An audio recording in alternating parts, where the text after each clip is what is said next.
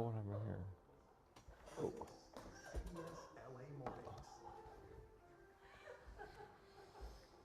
Oh, all right.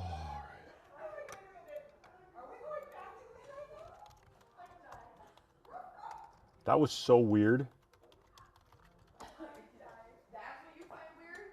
That was weird.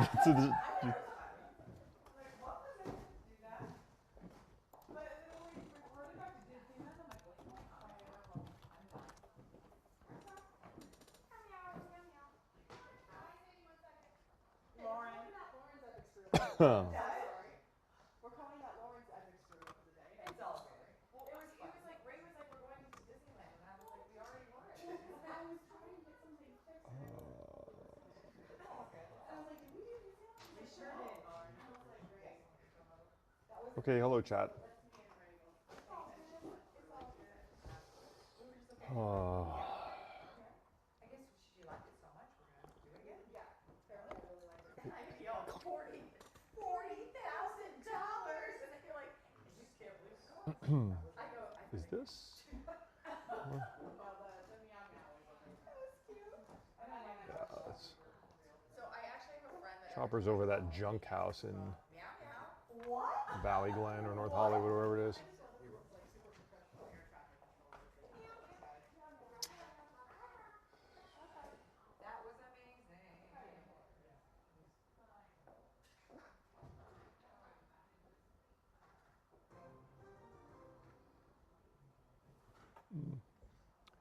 Oh.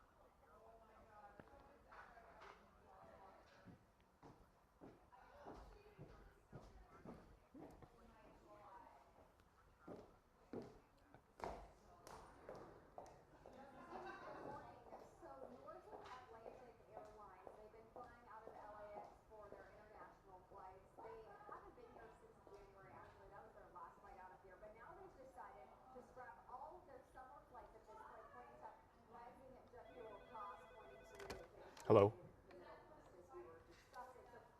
Okay. Roger. Bye.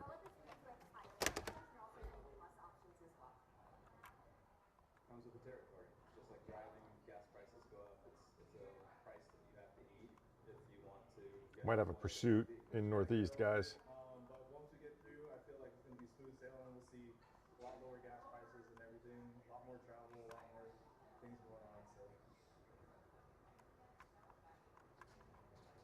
So the airline is cutting nonstop flights from Los Angeles to major European cities like London, Paris, and Rome. Oh, we're gonna catch this fast.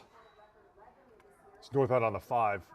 Okay. LAX have simply become too expensive to operate with fuel now, making up more than half of total costs on some flights. Passengers with tickets are being notified and offered refunds, travel credits, or rebooking options. And it's not just Norse. This is part of a bigger trend with airlines worldwide trimming routes and raising fares as oil prices spike. At one point, nearly $200 a barrel. So we did get a statement from Norse sent to CBS LA, and in part it says, quote, this cancellation is due to the unforeseen global fuel crisis, and we unfortunately, with heavy hearts, had to cancel our beloved LAX routes with too high fuel risk exposure. This will protect sustainable future and our ability to remain a reliable service to most of our passengers this summer and for the future. We are truly sorry for the inconvenience and apologize to passengers that their travel plans change. So back here at LAX, it's not just Norse. We are seeing major carriers like Delta and United have already raised. Just a VO. So we've seen that happen already. Budget airlines like Spirit are facing serious financial pressure as well. So we've seen. I'm gonna take out text to desk. I'm gonna float it. I don't want it.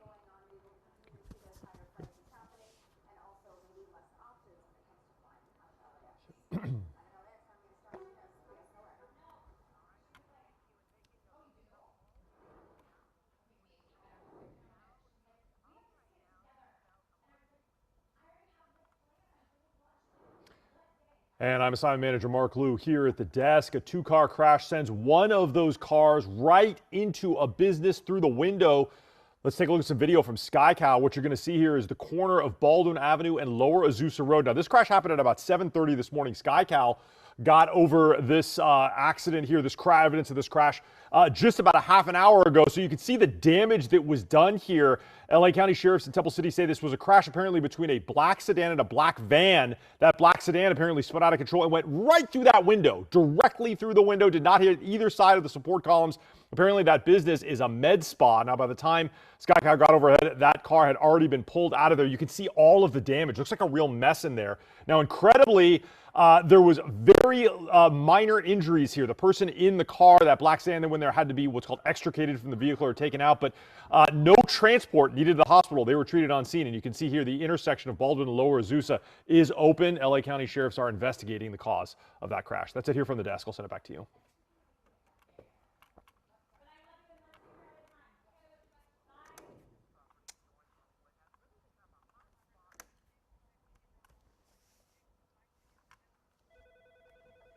Hi.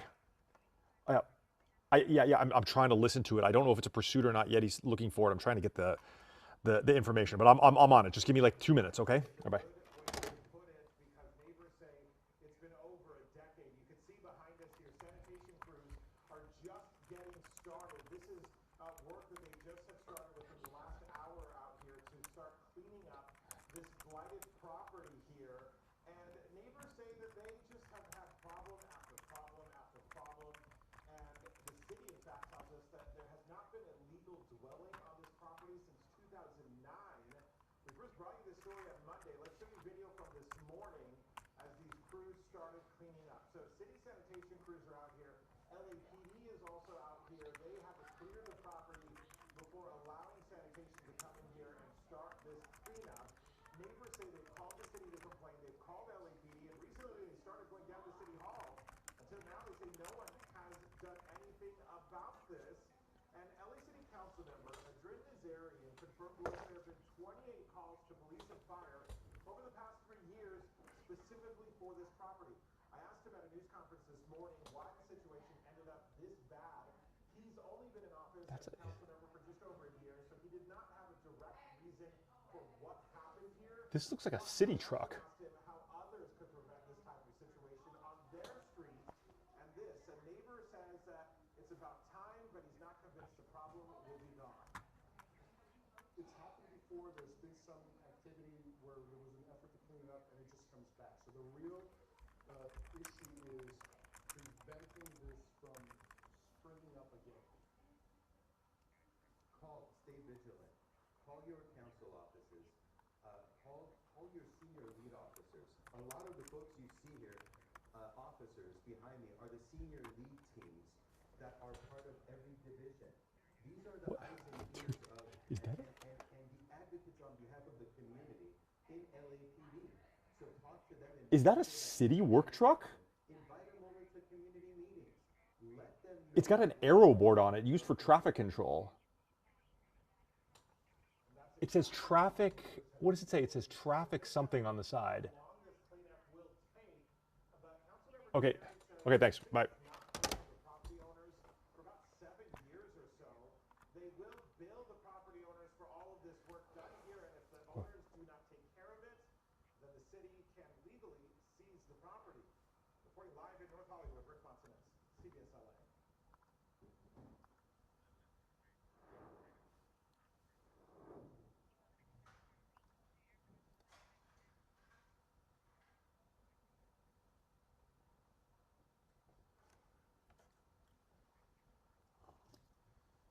The owner of this home didn't want to talk on camera because he's been up all night talking to police and also trying to get repairs made. But he did. Okay, it sounds like this is now an active pursuit. So yeah, so you can come to me, I'll be ready. You might want to get the anchors back in here. You can see 2 people Into the studio, out of ARVR into the studio. Contact Jessica Ming for more information about that plan. Look, bye. Now, the homeowner, who was not around at the time, says when he saw the cameras, he immediately called police. They were out within 10 minutes, but the suspects had already taken off. It does not appear they took anything, but they did break through a back door and also dismantle the cameras and alarm system in the home. The homeowner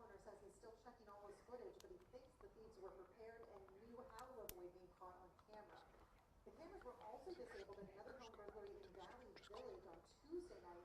This is the mess that police left behind after ransacking that home. The homeowner is thankful she was not around at the time. She said it was her alarm company that alerted her to the fact that her security system had been disabled. And neighbor cameras did get a shot of the suspect leaving in a getaway car. Yes. Not respond yet. Yep, I'm ready.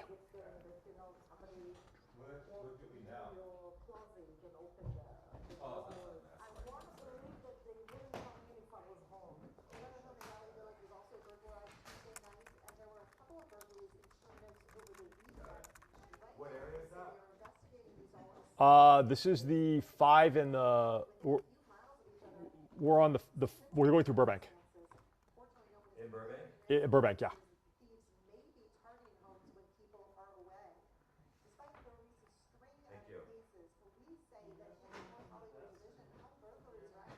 don't have time right now. Sorry. I'll just wash my hands.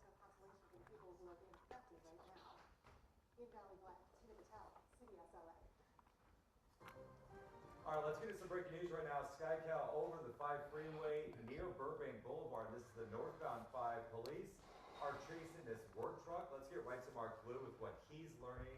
Mark, what do we know? This is a strange one, Chris and Amy. So what you're seeing here, LAPD in pursuit of a white Chevy Silverado described as a work truck, but it looks like it might be affiliated with the city in some way because it's got what's called an aero board on the top and a lot of gear in the back that looks like it's designed for traffic control. It also has the words traffic management on the side. We're trying to determine exactly which city service this is, but LAPD said they're calling this a stolen vehicle, and it's called a straight stolen. It doesn't, they asked specifically, is this a carjacked vehicle? No, this is just described as a stolen vehicle. The LAPD air unit said they started following this stolen vehicle, allegedly stolen vehicle on the northbound 110, transitioning to the northbound 5.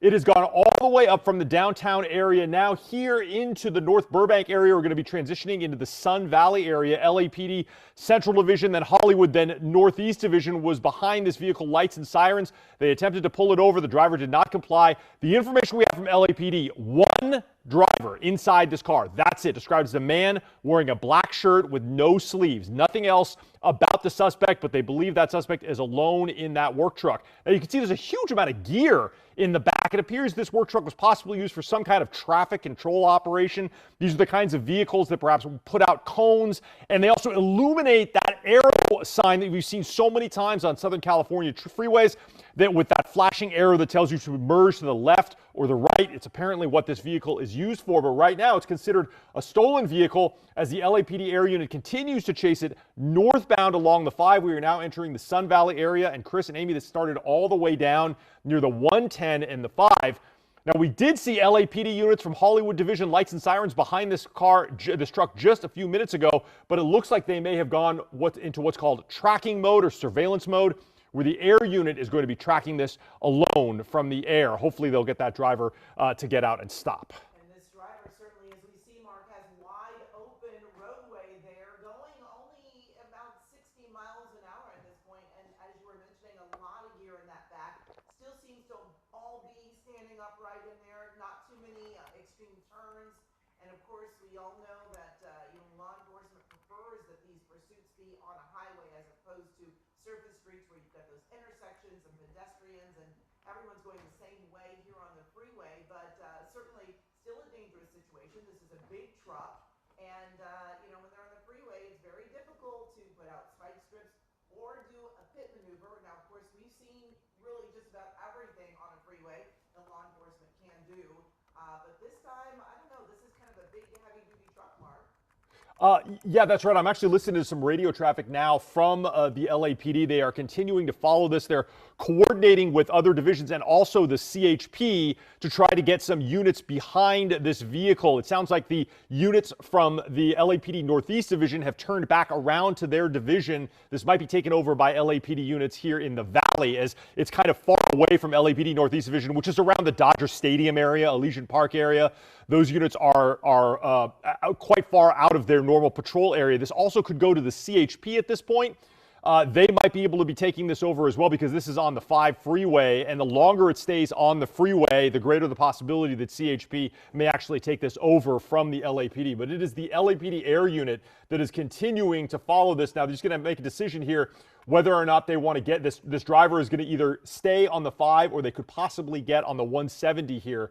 But the way this driver is going, pretty much in a straight line, straight up from downtown. So it's unclear right now where this driver intends to go. Yeah, it's pretty interesting to watch and follow. You got this traffic management truck, and it appears that they're driving the speed limit. But as you said, Mark, you can see one person inside there.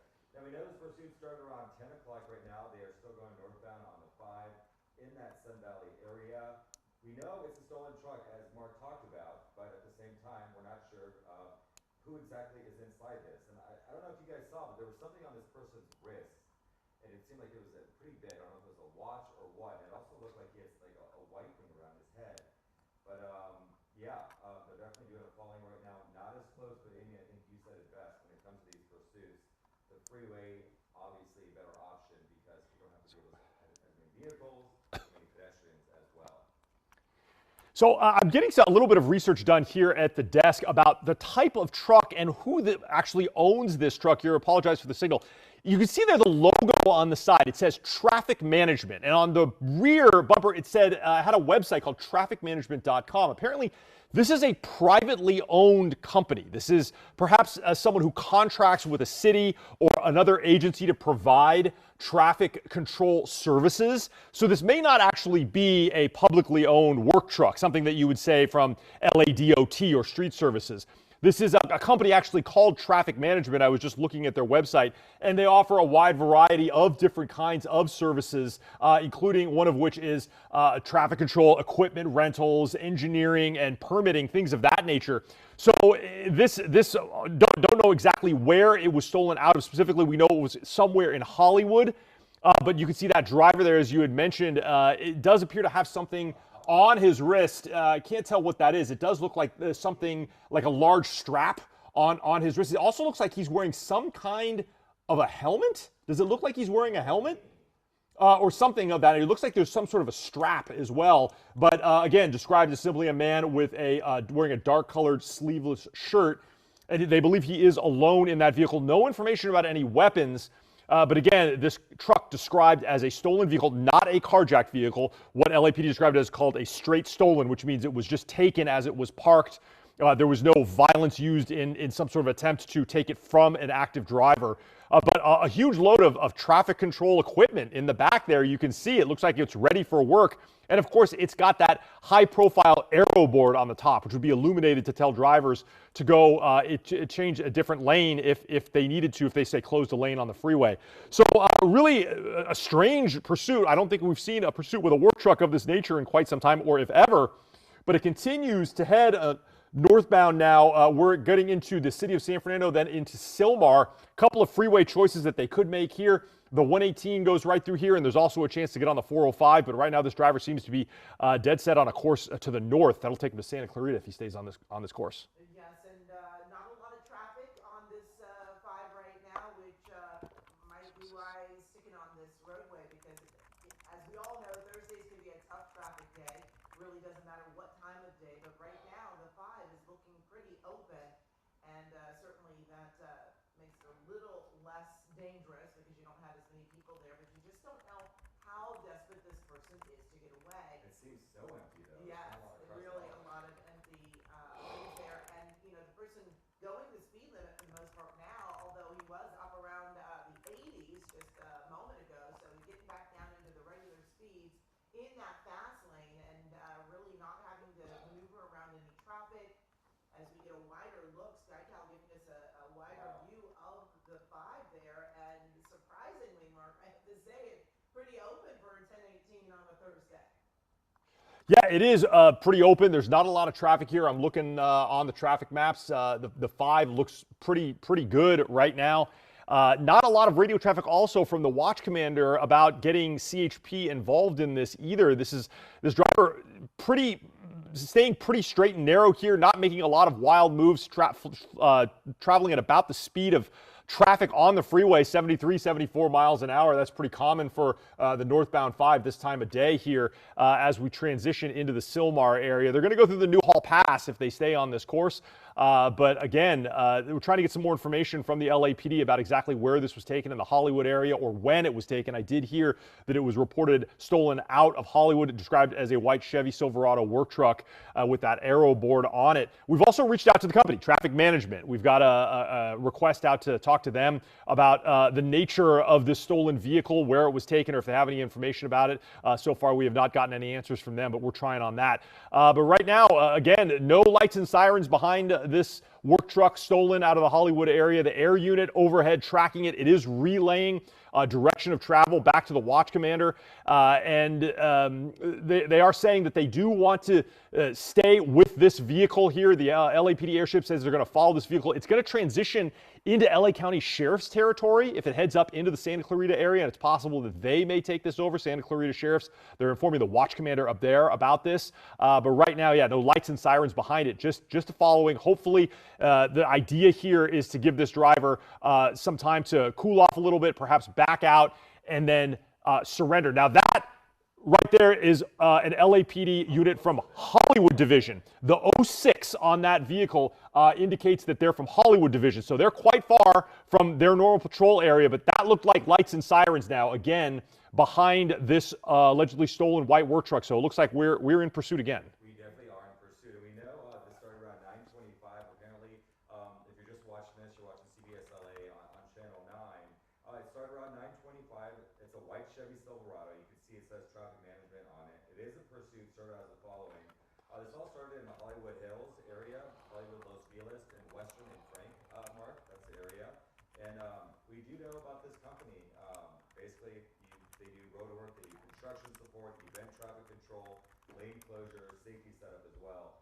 We don't know much about this person. We know there's one person inside, and we've been calling it a following for most of the morning because we haven't seen, any police vehicles behind them. But right now, with just in the last few minutes, we see LAPD. Was that LAPD right behind them? It is LAPD, and we've reached out to the CHP. They said, we have not been requested yet to come into this, so LAPD wants to handle this all on their own. I am listening. This is just sort of an inside thing. They've moved the channel that they're speaking on from Northeast and Hollywood Division to a city TAC channel, which is a little strange. We don't usually hear that here at the assignment desk, to move a pursuit over to something called City TAC 3, which is a little rare. I'm not sure why they did it in this particular case. I don't know if they think that this is going to go into an area far outside of LAPD's jurisdiction, but I have moved over and I am listening to the radio traffic there. The LAPD air unit calling out the direction and speed of this vehicle to the LAPD Hollywood Division unit that's right behind it. There was a request to have what's called a pursuit package.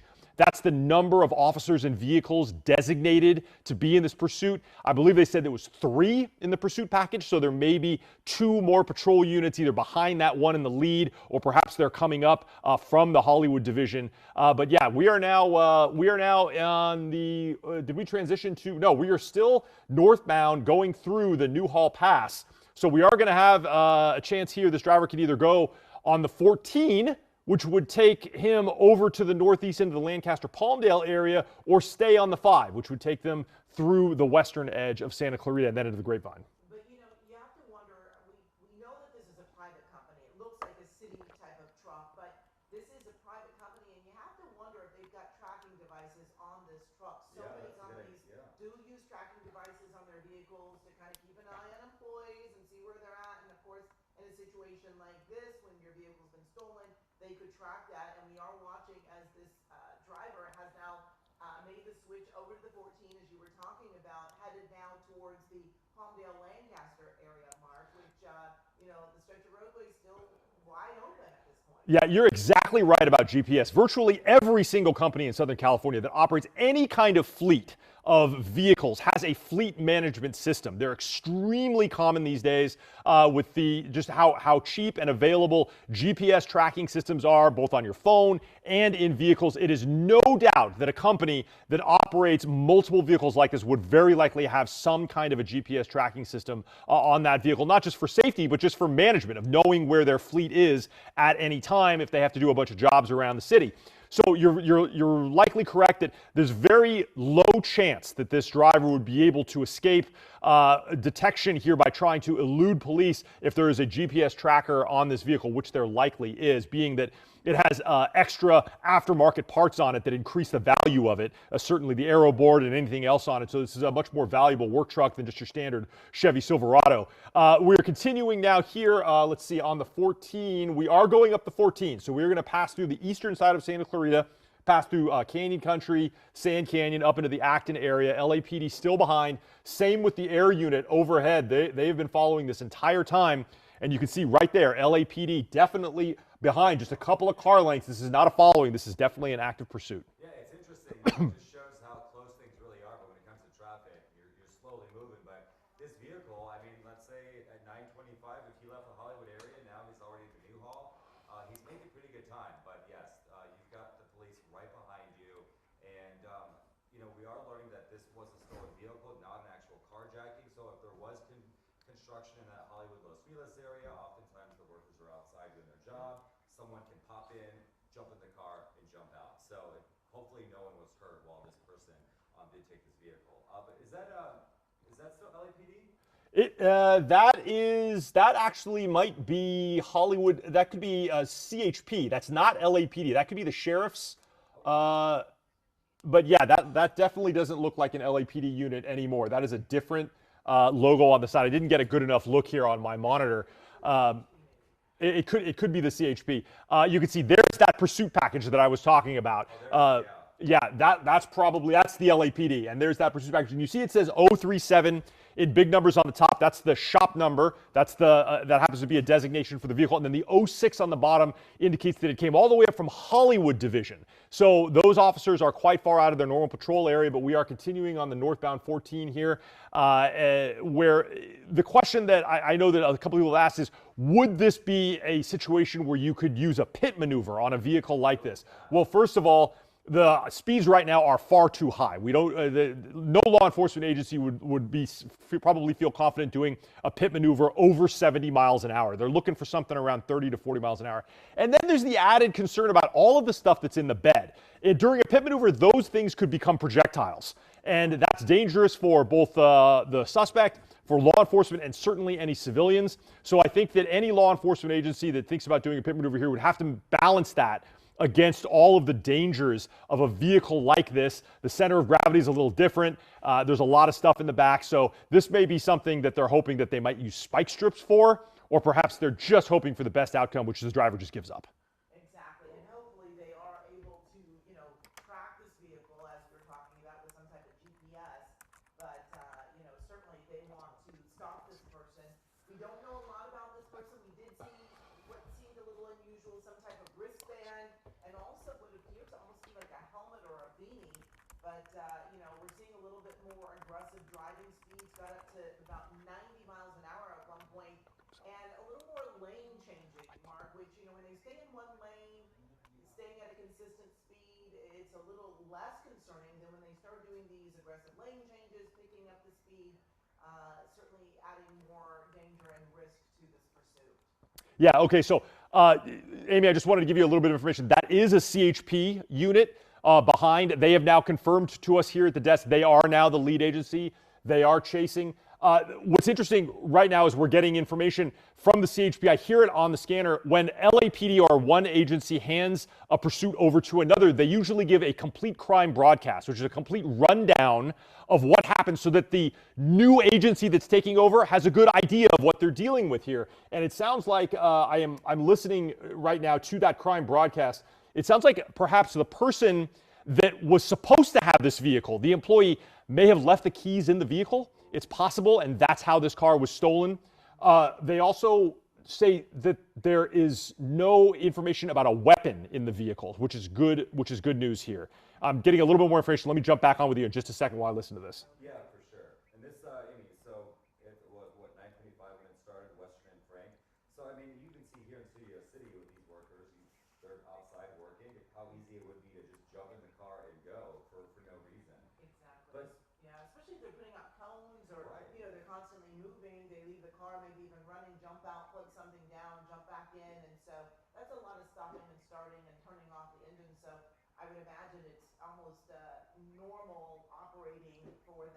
jump out and do what they're doing and then jump right back in. And unfortunately, somebody jumped in and took off. I mean, definitely. So this is a private company. We learned traffic management, but it just goes to show, while watching him, he's not really going too fast. I mean, there's been times where he's going to speeds up to 90 miles per hour, but his driving isn't as erratic as we've seen with other people who are severely under the influence or under some sort of distress.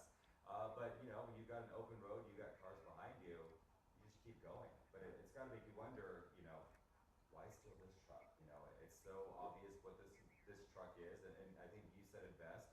A lot of these companies do have GPS on their vehicles because they want to know where their employees are at all the time. But in this case, we're the suspect, the person who stole the car. And I know Mark was talking about doing a pit maneuver. Speeds are way too high on this freeway to do that pit maneuver right now, because let's say they were to do one, just the loss of control and all of those items at the back going flying. And I don't think they want to risk something hurt. No, definitely not. And this is certainly, we're looking again at the person who is behind the wheel. They seem to have some type of like, almost looks like a helmet or some kind of beanie. It almost looks like a knit beanie. And they were saying it was a man. I don't believe it's a woman, but it's a little early to say if that was in fact. I was looking at the hands and of that driver, and could be a man, but also could be a woman there driving this truck. But this is a large truck with a lot of power, and if this driver does in fact hit someone, it could be very dangerous in such a large size vehicle. And as you were talking about, Christy, all the items in the back that could become projectiles flying out of that truck. So certainly a dangerous situation, as all pursuits are, but this one could be a little more dangerous with the size of the truck and all the things that are in the back. Yeah, there's just so many things in the bed of that truck, and they all look kind of loose back there. I mean, they're slightly, they're probably tied down, but they could fly out if this vehicle rolled or did anything like that. Okay, got some new information. One of my colleagues at the assignment desk in the newsroom did speak to a representative from that company that owns this truck, trafficmanagement.com. They say they are aware of this pursuit. They realize one of their company vehicles is involved. All they can say right now is that it was stolen, that the employee that was in possession of that vehicle is okay. So they're fine. They don't have any other details. We are trying to get some more information from them, but the employee that had possession of it is fine. So there's no injuries there, but they are working with law enforcement to provide as much information as possible about that vehicle and anything that they know about the suspect, but it's not a lot. Again, CHP, now the lead agency here, they're simply describing that man as an adult, as you said, with a black T-shirt and no sleeves on that T-shirt. But CHP, now the lead agency, you can see him right behind as they continue northbound on the 14. We're now passing through the Acton area. On our way up into the Lancaster-Palmdale area.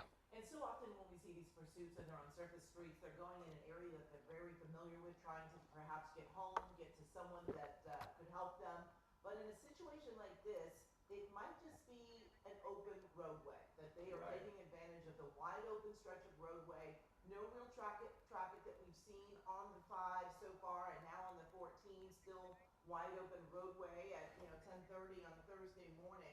But we are watching as the CHP is certainly keeping a close, proximity on this truck. Oftentimes they'll give them a little bit more berth so that they'll slow down. But because this person hasn't been going so fast, there's really been no need for them to back off once they in fact did start this as a pursuit and not a follow. Yeah, absolutely. And we are learning that this is a woman, the suspect that is driving in this work truck. And Mark, a lot of people are wondering, a lot of friends and family have been talking about this grappler that was used in Riverside County a few weeks ago. Yep.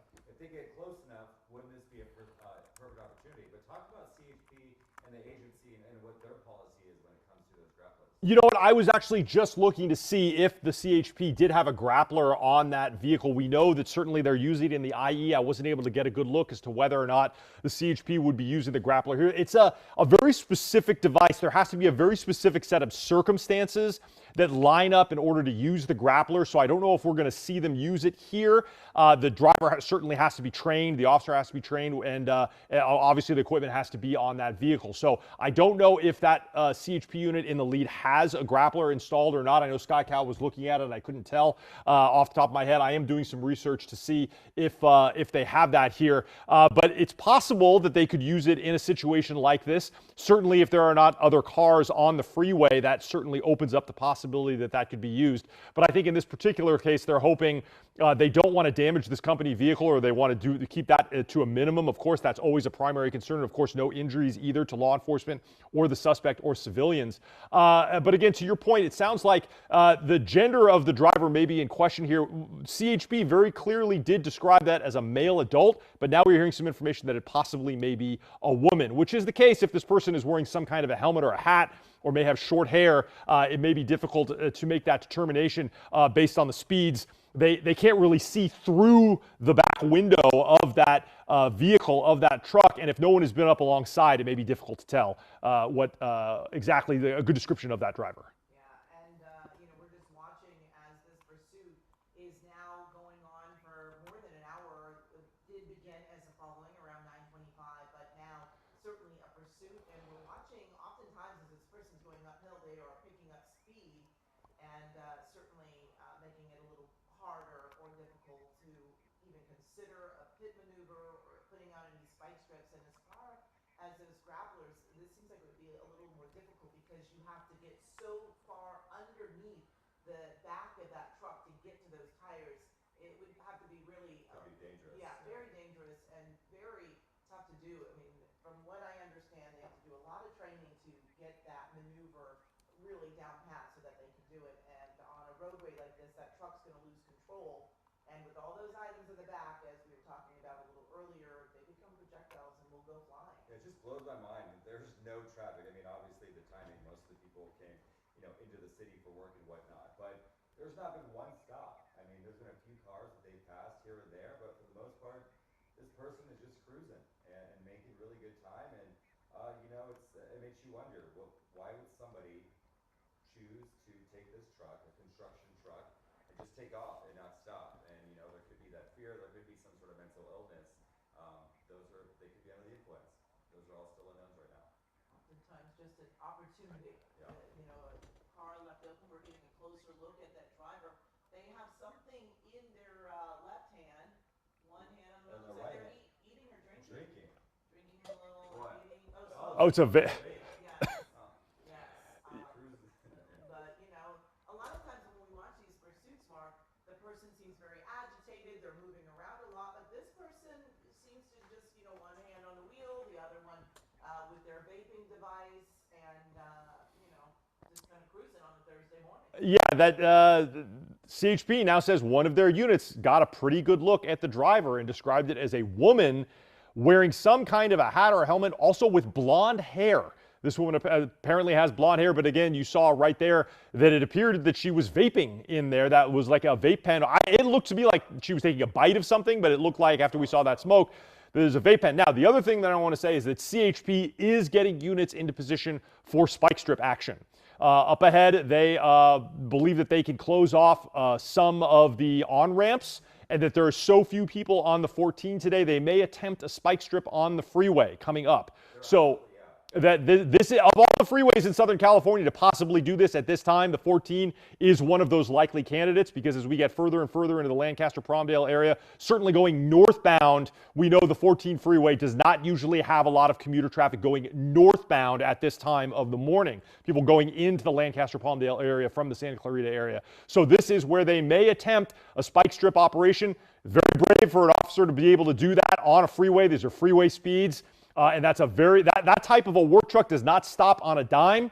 But CHP, they are trained to do this, and they may engage in some kind of spike strip action here coming up. It's unclear if they can get their officers in a position or if those circumstances warrant, but they do want to bring this pursuit to an end. The longer it goes, the more concerned they are, so they're going to use every tool in their toolkit to make that happen. Yeah, and we have seen them use spike strips in the past, Mark, but oftentimes it's when they can get in on that one lane that vehicle is stuck in.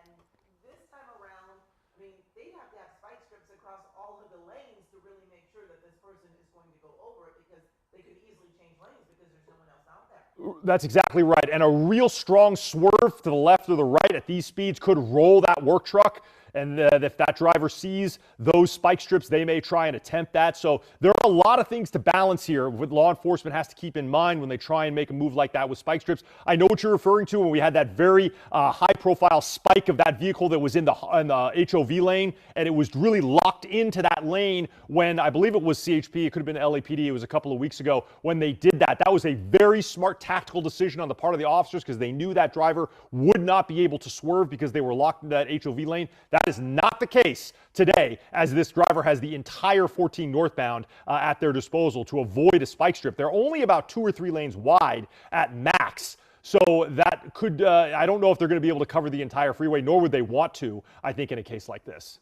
Yeah, we're looking closer. It almost looks like some type of beanie, maybe sunglasses on top, and then like little white tassels along the side. And we're looking more at that band around their wrist. It looks like It's enormous. It is an enormous wrist. I can't tell. I mean, at first I thought it would be like a smartwatch, but it's the size of someone's fist. It's enormous. I can't tell exactly what that is there. It's far too large to be. It's almost like a diving watch, you know, something that a scuba diver would wear, and it seems to be light blue. Strange. Don't have any sort of insight as to what's going on with the attire that this person is wearing.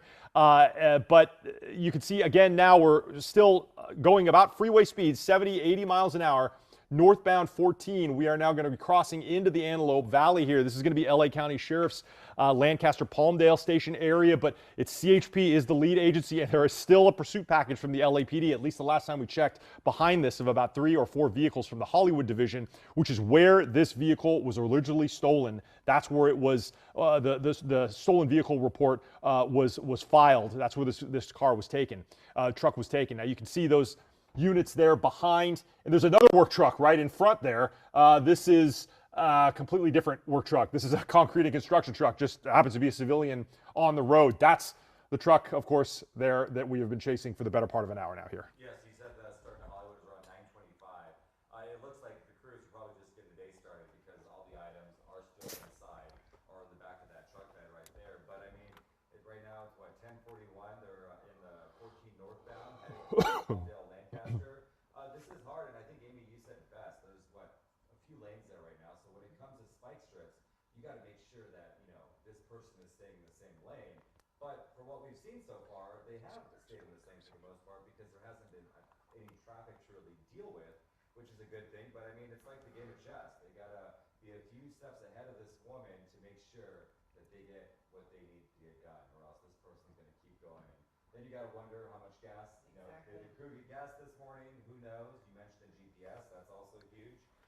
But, you know, they're also tracking from the sky, so this person's not going to get far. You just got to hope that they don't hurt themselves or anyone else, especially. Exactly, exactly. And I mean, the good thing is that for the most part, this driver, whether it's a man or a woman, has been, for the most part, going the speed limit, has not been very aggressive with those lane changes, and, you know, seems to be, for the most part, besides not stopping for police, seems to be following the rules of the road. I mean, if we drove by her or them, you wouldn't know if there was anything wrong. No, exactly. I think it's just that, you know, you've got all those cruisers behind with the lights and sirens that are alerting other drivers. So, you know, it might be that they're slowing down, moving back a little bit, but, you know, we continue to watch and try to get a better look. SkyCal really trying to zoom in there and get a better look at this driver. We keep looking at whatever is on their wrist, that blue item on their wrist, and whatever type of headgear this person's wearing. It looks almost like a gray type of knit or like crochet type of headpiece. I don't know what else to call it because it is rather large. Sometimes you see like those larger if someone has long dreadlocks, but I can't quite make that one out. Yeah, it does look, to me, I thought it looked like a bicycle helmet or some sort of helmet with a strap. Unclear if that's what we're seeing. Again, SkyCal doing the best job they can to get a look at that driver. One thing that I did want to mention is that CHP was able to radio to their units down there on the ground. There is indeed a GPS tracker in this work truck. The company has communicated that to CHP, that they can track this. I just heard it again, copied, be advised, units on the ground. There is a tracker on this vehicle. So the two CHP units that you see behind this work truck, this allegedly stolen work truck, those are the two primary units in this CHP pursuit now. It's an SUV and then one of their regular patrol cars. Their LAPD has dropped off quite far back now. They may have actually returned back to Hollywood Division and turned this over to CHP completely. But again, we've gone probably about 30 miles here from where this pursuit has started, down in the Hollywood area where this truck was stolen. And now we are entering in the Lancaster-Palmdale area. But CHP, if this stays on the freeway, they are not very likely going to give this over to another law enforcement agency. They're going to stick with it. And they are still considering a spike strip. I just heard them say it again. They are trying to get units in position up ahead for a spike strip.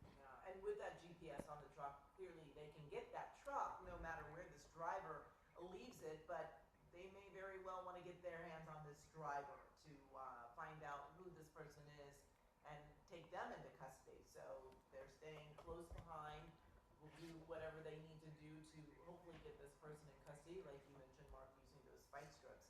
But it will be a difficult maneuver, and they will have to, as you mentioned, cut off the on-ramps and such to get in position to get those spike strips. And, you really got to get far enough in advance because this person's going, 70, 80 miles an hour. Right. And you've got to get out there, get those strips down, and then get out of the way. Upward of 90 miles per hour we've seen, but they've stayed in that same lane, that second lane, the lane next to usually the HOV lane. No traffic still heading up that northbound. And Mark, I'm curious, how far does SkyCal go before it's out of distance in our area where we can actually, get traction on this? Well, SkyCal carries enough aviation fuel to go for about 2 hours. Can go even further, 2.5 hours if we stay close to an airport. There is an airport up in the Lancaster-Palmdale area called Fox Field, which we could land at for fuel if we needed to, so that extends our range even further. And then there's an issue of how far can we get a live signal. SkyCal is sending these signals back live by transmitting this signal to a mountaintop. We have multiple mountaintops in Southern California, and we do have one that faces north into the Lancaster-Palmdale area, so we could hit that mountaintop. So we have been known to be able to get live signals as far away as Tehachapi and up north towards the Edwards Air Force Base. So it's pretty flat and open out there. So as long as we're able to see one of those mountaintops on the ridge line that's on the south end of the Lancaster-Palmdale area, we should be okay. And SkyCal just launched maybe about an hour ago, so we should have a good 90 minutes, almost close to 2 hours if we stay near Fox Field to be able to get a live picture and carry this pursuit. Now, the question is the law enforcement airship going to have that same amount of fuel? I do see, let's see, are they still with us there? I do not see a law enforcement airship overhead. The LAPD unit may have had to turn around. LAPD has a huge fleet of aircraft, but only 2 or 3 are up at any given time. That one may have had to go back. I did hear some information from CHP to indicate that there's no more law enforcement airship overhead. I did hear the second unit in the CHP pursuit package of those 2 units say, I can call this now, which that officer would say if there was no longer an air unit overhead. But there are multiple media airships overhead, including SkyCal, so I don't think anybody's going to lose sight of this driver. I have also heard the CHP communicate to the dispatcher whether or not this driver has been driving erratically. They've been asking that question, and I do believe that's going to be part of the prerequisite as to whether they deploy those spike strips. If they get information that this driver is making rapid lane changes, rapid speed changes, they may hold off on those spike strips. But right now, what's that? And just let them go? And well, not just let them go, but find another time to use it. They don't want to deploy these spike strips in a situation where the driver has had a propensity to make these wild, rapid movements or changes, because that could be dangerous for the officer involved in deploying those spike strips. So for right now, this driver does appear to be maintaining sort of a straight and narrow path of travel at about 70 miles an hour, so they may still try and do this spike strip. It's unclear if they can get this done in time because the CHP unit has to get ahead on the 14 and find the right time and the right position, make sure there's no civilian vehicles. It's a risky, high-risk sort of operation, and they're not going to do that unless they can guarantee safe results. So for now, this may end up just being a pursuit where the CHP stays behind this work truck, hoping the driver comes to their senses and gives up in a safe manner. Exactly, and we are watching. This is a stolen truck that was taken out of the Hollywood area around 9:25 this morning. Started at 1:10 and the 5, and it began as a following, and it was then turned into an actual pursuit when an officer then turns on their lights and sirens and really indicates to that person that they do in fact need to pull over. And we've been watching this now for more than an hour as this person, at this point, it's unclear whether or not it is a man or a woman behind the wheel. But we have been watching as they have been pretty much following the rules of the road, really not speeding too much. A couple times they got up around 80, 90, but for the most part, they've been going right around the speed limit. And at this point, it is a little more difficult to either deploy spike strips or do a pit maneuver because of the speeds of this truck.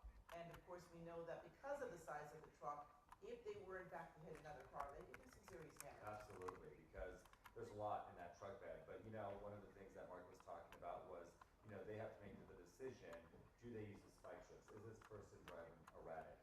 Based on what I've seen and what you've seen, I mean, not too erratic. I mean, yes, this person did steal this truck, which you know obviously is a crime, but no swerving in and out of lanes like we usually see with pursuits. But it makes you wonder: is this person under the influence? Are they having some sort of mental health? Okay, now they're actually going. This is one of the first times we've seen them move lanes, so they could potentially be exiting. Looks like they're in the far right lane now, which is a big deal because they're obviously slowing down now because of the car right in front of them. Interesting. They've been in the same lane for so long. But you don't know what they saw up ahead. Oh, yeah, Sometimes, you're right. you know, they could see a car up ahead trying to put down strips. And so they're trying to go behind another civilian car where they know that car is not going to be impacted by those spike strips. And going so slow, 45, 50 miles per hour. Okay, now they're going back into the middle lane. But so is that black car, which is interesting. Sometimes you got civilians out there, citizens out there who like to. Slowing down. Look at this. I wonder if they're trying to slow them Is down. the spike strip out? What's happening up ahead? Oh, wow. Okay, so this That black might be car. what it is. This is not recommended. If this is a civilian, CHP would prefer that you never attempt to do this. Do not interfere with law enforcement.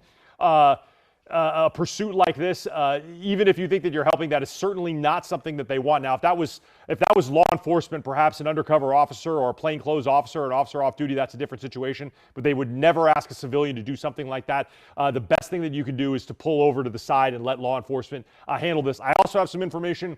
It sounds like there were two possible attempts to do a spike strip, and both times the officers at the time said it's not safe to do it. There was an attempt at Crown Valley Road, and there was also an attempt at Santiago Road. There were officers there that were in position, and both times they said there's too many civilians on the road, or I'm not in position in time to do this safely. So that's why they did not deploy them. So they are still considering this, but the officers on the ground said, you know what, I could potentially spike a civilian. I don't want to do this, so they did not deploy. But yeah, when you saw that civilian, what they did, I mean, it's very dangerous because if this person has a weapon, nobody knows what they have. You know, that could have been life and death for them. I understand, you know, people want to help and be the hero, but like you said, law enforcement advises people stay away and, you know. Exactly. I just wonder what was happening up ahead and if they did in fact see an officer up ahead, maybe stopped or going very slow, that car then tried to slow down and that truck followed and also slowed down. We're getting a little freezing there of our signal, but you're seeing a close-up of that traffic management truck. Yes, that company is a private company. It's one that, you know, the city, the county, a company can rent out and use for traffic control, especially if this was taken in the Hollywood area. There's a lot of construction there, but there's also a lot of construction all over Southern California. And so this is some previous video that we're looking at when we saw them on the northbound 15. They have started in Hollywood, now they're headed to the Palmdale, Lancaster area. And then we saw this. This is what appears to be a civilian trying to block the truck off.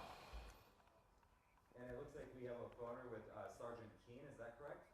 We do have someone on the phone joining us from the California Highway Patrol. Thanks so much for taking the time to speak with us today.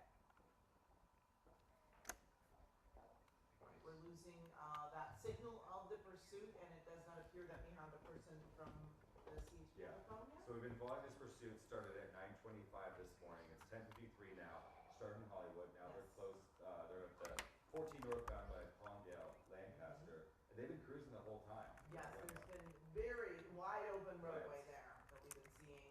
We're seeing the live pictures. We got the picture back, and maybe from what we've experienced so far and what we've seen, they haven't been driving, you know, too crazy. I mean, there's been times where we saw speeds up to 90 miles per hour, but not going in and out of lanes by any means.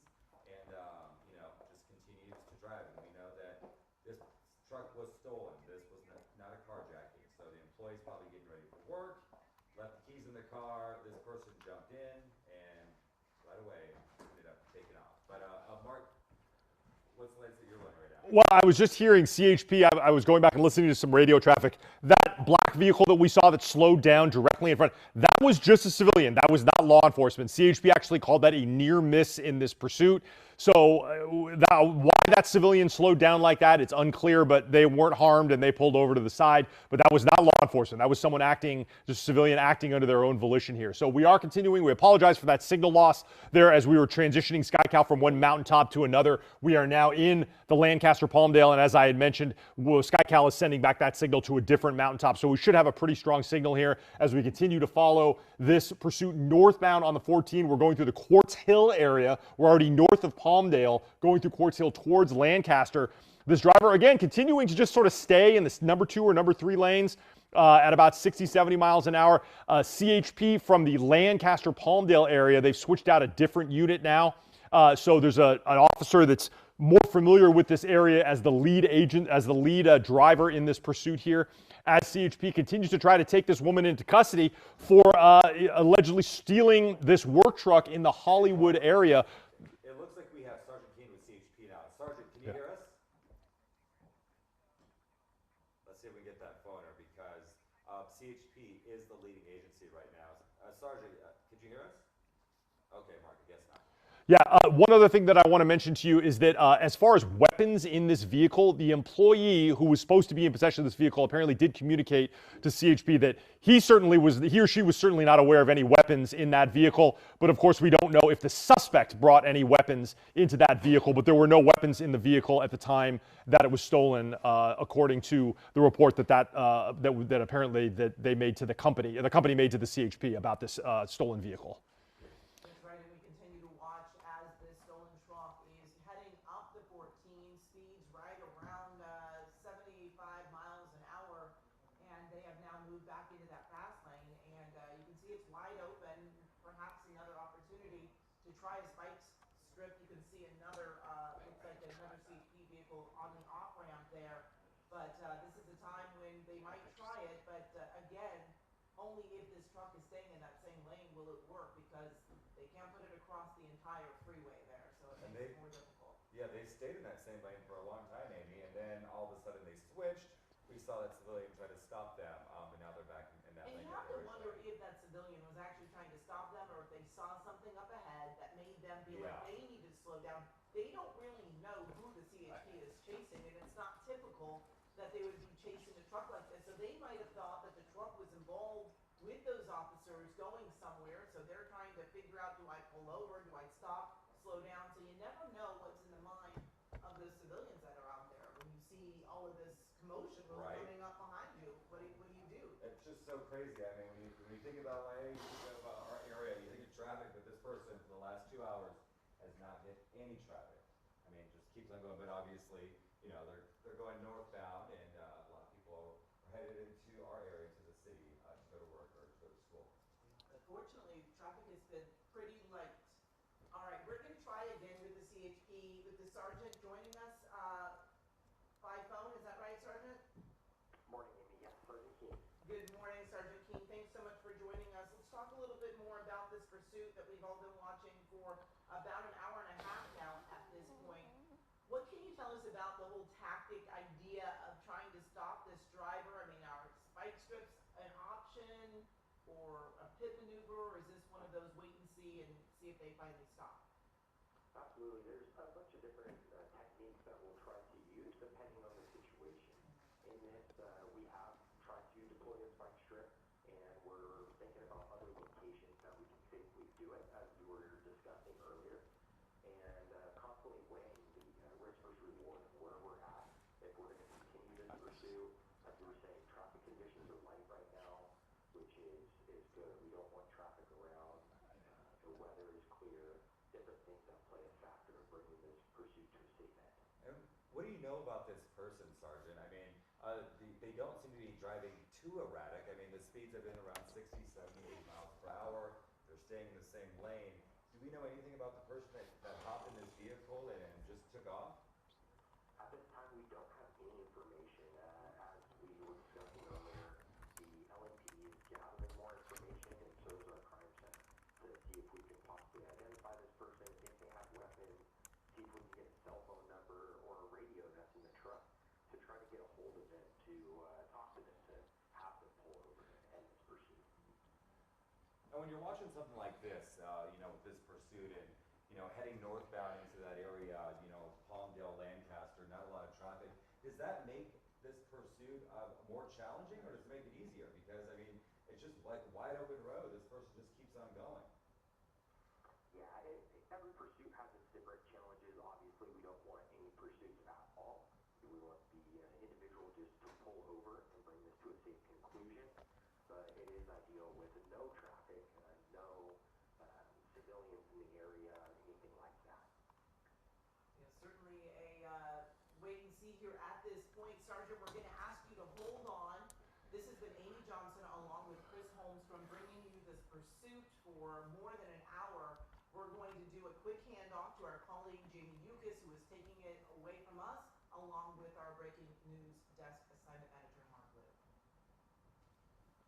All right, Amy, Mark, and Chris, thank you so much. We are going to begin CBS News at 11. Oh, you can see spike strip was tried there. We are continuing following this pursuit at this point in time, but we want to welcome you to the 11 o'clock here on CBS, both Channel 2 and Channel 9, as you're watching this work truck that has been in a pursuit now for about 90 minutes. It happened around 9:30 or so along in the Hollywood area. Now you can see in the North Antelope Valley going between 65 and 70 miles per hour.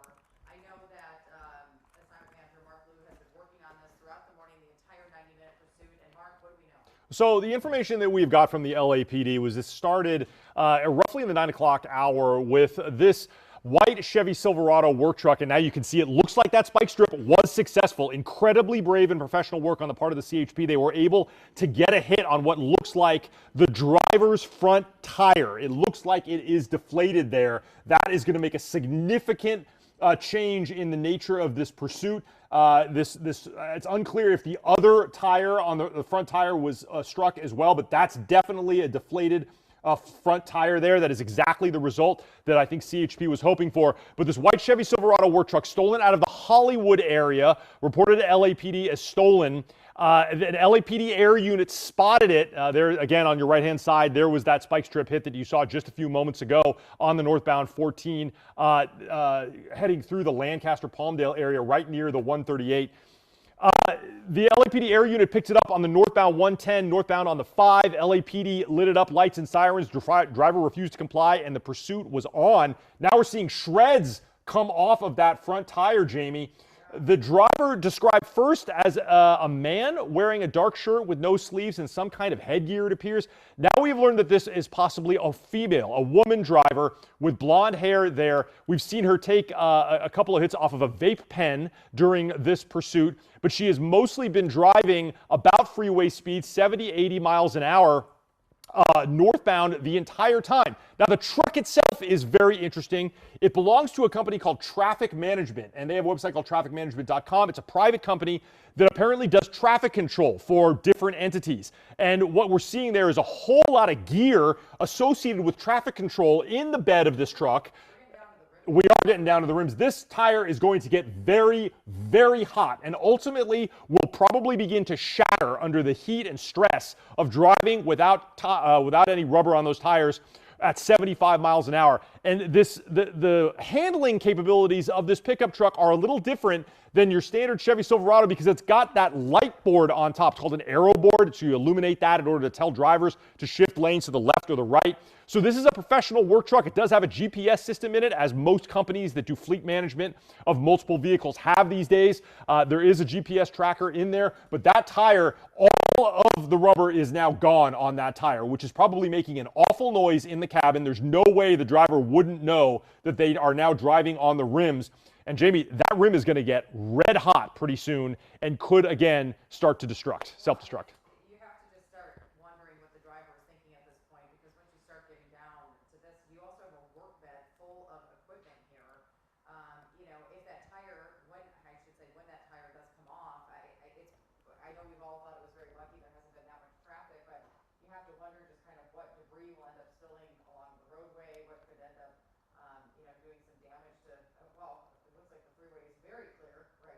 Yeah, the northbound 14. There's one other car on the northbound 14, a single civilian vehicle over there.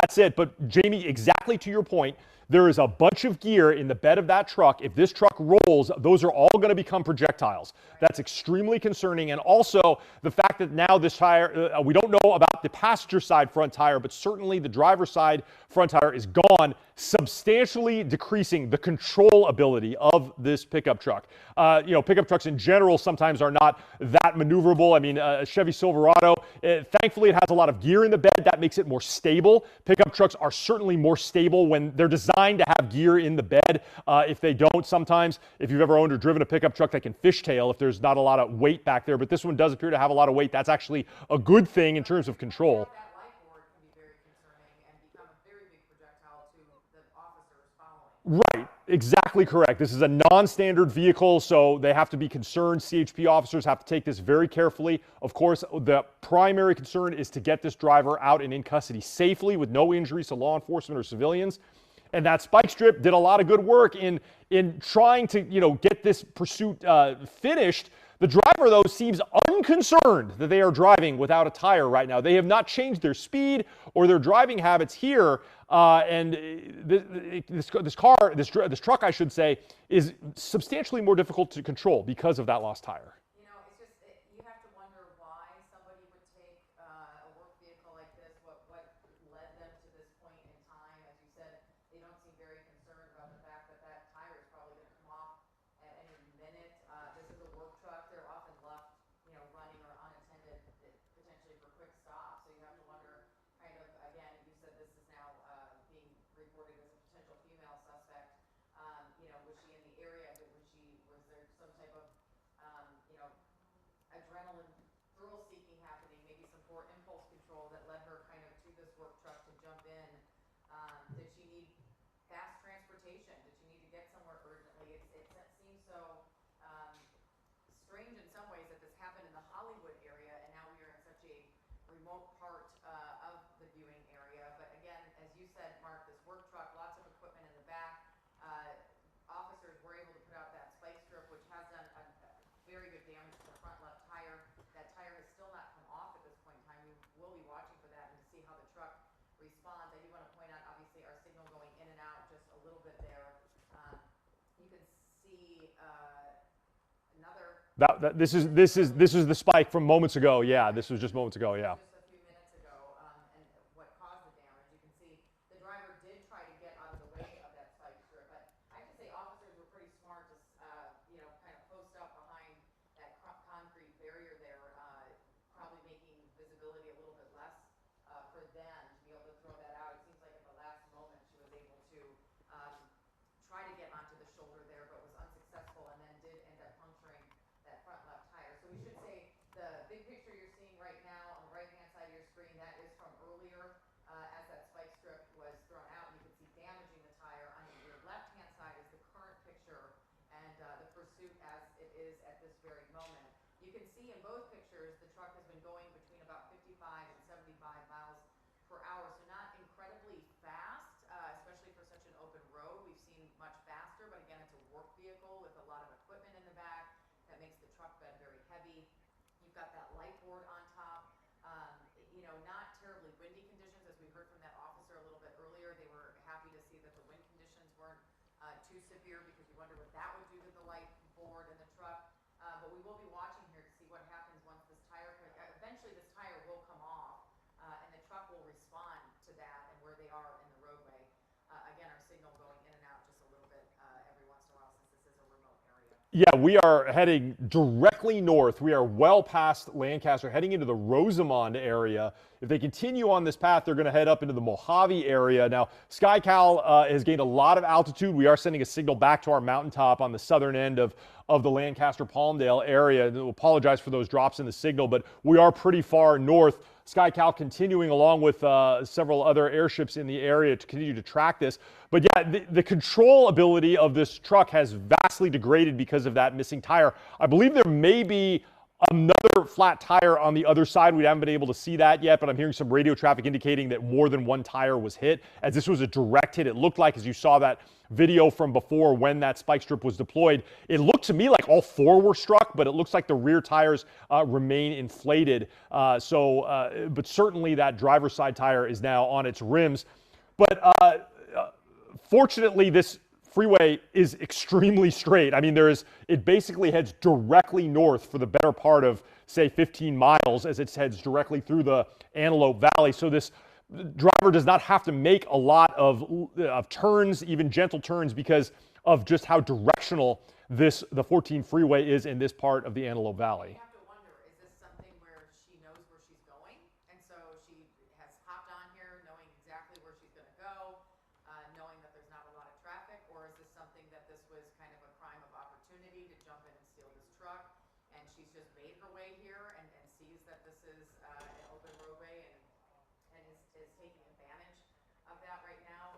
It's so hard in these situations to figure out kind of what the motivation is, where they may be going. They tend to be in places that they're familiar with, but was this a moment of opportunity, seeing this open road, or is it somewhere that she's trying to get to? Oh, we have a little bit of information both from the LAPD and from the traffic management, the company that owns this vehicle. Two things. This was not a carjacking type of stolen vehicle. They call this a straight stolen, where this was just a vehicle that was taken without violence or forcing the driver out. And the company has spoke to us on the phone here. One of my colleagues in the assignment desk in the newsroom said that they are aware that their vehicle was taken. They are aware that it's pursued, and that the employee that this vehicle belonged to is okay. They were not injured. So this was not, apparently did not involve any kind of a violent confrontation. It's unclear if the employee was near this vehicle at the time or what, but apparently there was an employee associated with this vehicle. It wasn't like taken out of a yard where there was no one around. So it seems to be pointing in that direction, that this may have been the implication was that perhaps this truck was on a job, on a work site, and there may have just been, like you mentioned, this person got in and took the vehicle. So they called this just a straight stolen, as I said, not a carjacking. But as for what the intentions of this suspect are, it's anyone's guess. This person has been on almost a direct path northbound the entire time. Again, this started in the Hollywood area. The LAPD air unit picked it up on the northbound 110, and it never stopped heading north. This pursuit has gone from the northbound 110 to the 5, now to the 14, and they are just continuing north. I mean, this is heading pretty far north in terms of pursuits that we head to. I mean, we have gone further. I believe a couple of years ago, maybe 10 years ago, we had a pursuit go all the way to Tehachapi. But we are passing the Rosamond area now. So we are entering really the northern boundaries of where pursuits usually go before something happens. Either this goes to a different agency, but CHP continues to follow this. They are the lead agency here. Again, great work, very brave and professional work by that officer that deployed those spike strips about 10 miles back, I think it was. They did get us a good spike on that front driver's side tire, which is gone. It is on the rims. And I'm surprised with her going between 55 and 75 miles per hour that this tire has not come off yet. As you said, they get very, very hot and it just cracks and usually breaks by this point in time. We've been watching her for several miles now, almost about 15 minutes or so, since that stop stick was deployed, spike strip. It happened just around 11 o'clock. As you said, the pursuit started a little after the 9 o'clock hour in the Hollywood area, and now is here, as you said, in such a northern part of our viewing area right now, and that tire is still holding on about 15 minutes after it was struck by that spike stick. And you can see there are CHP officers still in pursuit, still behind.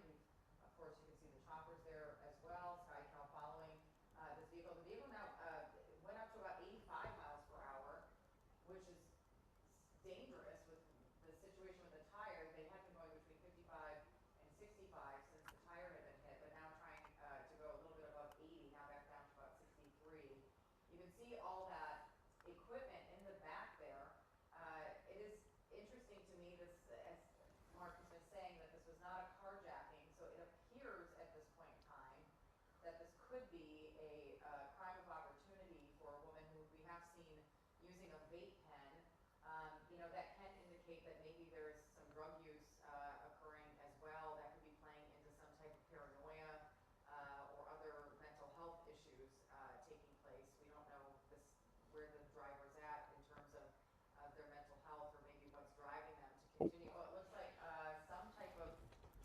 See, this is why I believe there was a second spike strip. A second tire that was struck, because that piece of tire tread came from the passenger side or the right side of the pickup. We have just, because of the way SkyCal is positioned, it's kind of crowded airspace above this. We haven't been able to see the other side, but that would indicate that there is a tire that is shredding on the opposite side of this pickup than what we are looking at here. So I did hear some radio traffic indicating that there may have been a second tire that was hit in that one and only spike strip that we saw. I'm also hearing radio traffic they may try another spike up ahead. Right. Well, it would make sense, right, Mark? Because we saw the car try to maneuver to the left, but it still ended up hitting that driver's side tire. So you would think that hitting that driver's side tire, that the spike strip would have impacted the other tires on that vehicle. We did see some debris just come off. It does appear to be from the passenger side, but we have not gotten a good vantage point to see if that tire is in fact the one that came off. And you can see down to very minimal tread on the driver's side tire right now. Still waiting to see what happens with that tire, and then potentially what happens with the truck itself. There is some concerning parts. You can see vehicle again trying to speed up a little bit there. We're about at 60 miles per hour, but that light board, that really concerns me, thinking about when this tire comes off and the distribution of weight. You can see the vehicle, this is what I'm fearful of, could potentially flip. Yeah, even minor course corrections on the part of the driver is causing that truck to sway precariously. And this is an indication that certainly there is more than one tire that is deflated. And it looks like that the back tire may be deflated as well. It looks like we're slowing down a lot. This is about as slow. The very last bit of tire came off of the driver's side there now. So it is completely metal now. So now, hopefully, Jamie, we are seeing this come to an end. This is the first time we have seen this driver stop for any reason in this entire pursuit now, except for the driver did slow down when a civilian got in front of that pickup truck a short time ago back down in the Acton.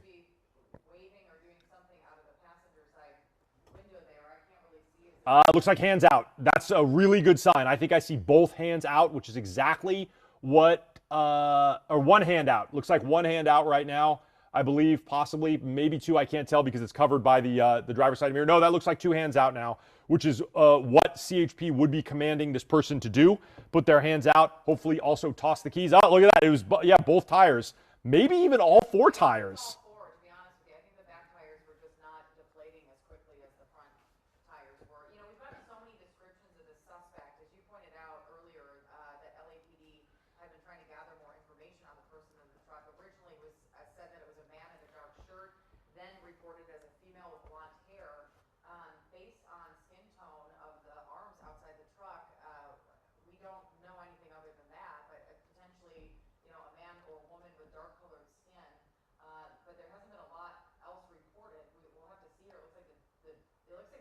The driver's side door is open. Again, this is a good sign. We want to see compliance on the part. Okay, so it does appear to be someone wearing a beanie. And yeah, it does appear to be a woman. Okay, yes, it's a person in a dress wearing a beanie and some sort of a white, perhaps, I don't know if that's a strap of some kind. This is what we want to see. It could be a face mask. Yes, it could be a face mask. So this person complying, backing up. This is what we want to see at the end of this pursuit here. The driver complying, wearing something on the left wrist also. We had been, Chris and Amy and I had been talking about it. If it's a watch, it's a very large watch that you can see there.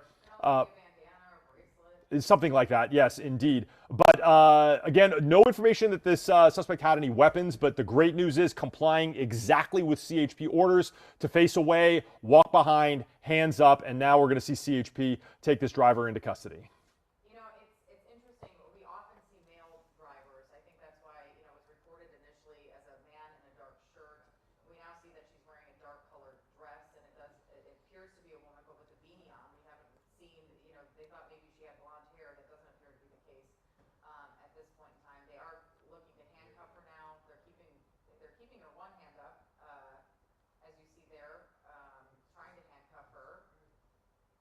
Yeah, there was, I think that there was just probably a little bit of a miscommunication between the officer and the suspect there. It's probably very noisy. It looks a little windy. There are multiple airships overhead, but now that suspect in custody, a code 4 at least for the driver being taken into custody. The next step, CHP is going to approach that work truck and make sure there is no one else inside. Now, we have not had any information that there was a second person in the vehicle, but CHP does not take chances. You can see them. They're going to approach, guns drawn. There's just the cab right there. They're going to take a look in there, and hopefully we should see officers with, yep, there was that officer held up 4 fingers. That's code 4. Pursuit is over. Suspect in custody. Okay, well, that's great news. I'm glad no one was hurt. You know, this could have been so much worse as we've been reporting. It was not a carjacking. It sounds like the driver of this vehicle, the company has said, is okay. You know, scary situation, I'm sure, nonetheless, psychologically, but physically okay. The driver does not appear to be hurt in any way and is in custody. Officers now going to try to get this vehicle to the side of the road. We're lucky that the car did not flip. There no one else on the roadway. We were very concerned that the car could have flipped, that any of that equipment in the back or on top could have become projectiles. The situation could have been much, much worse, but luckily it was as if we are coming to a close. I'm sure they're going to try to get everybody off the roadway now to kind of reopen things back up and get traffic flowing at this point in time. Mark, are you hearing anything else? No, just that the suspect is in custody, doesn't appear to be injured at all, and that they're going to need a flatbed for this pickup because it's not driving anywhere, not for a while, until it gets probably 4 new tires. But none of the gear was damaged in the truck, and this is pretty far north. I mean, we are north of something called the Rosamond Curve, which is a part where a part of the 14 freeway turns slightly to the right. This is pretty far north, but the suspect's coming all the way back probably to LAPD Hollywood Division because that's where the crime was committed. Okay, well, we thank everybody for watching us as this pursuit now comes to a close. You can see SkyCal, there is a traffic backup starting to happen that was behind this pursuit, so officers going to want to clear up the roadway as quickly as possible to get people back on their way. As Mark was just talking about, a flatbed will have to come and get that truck, and the suspect will be on their way to jail. We'll be right back.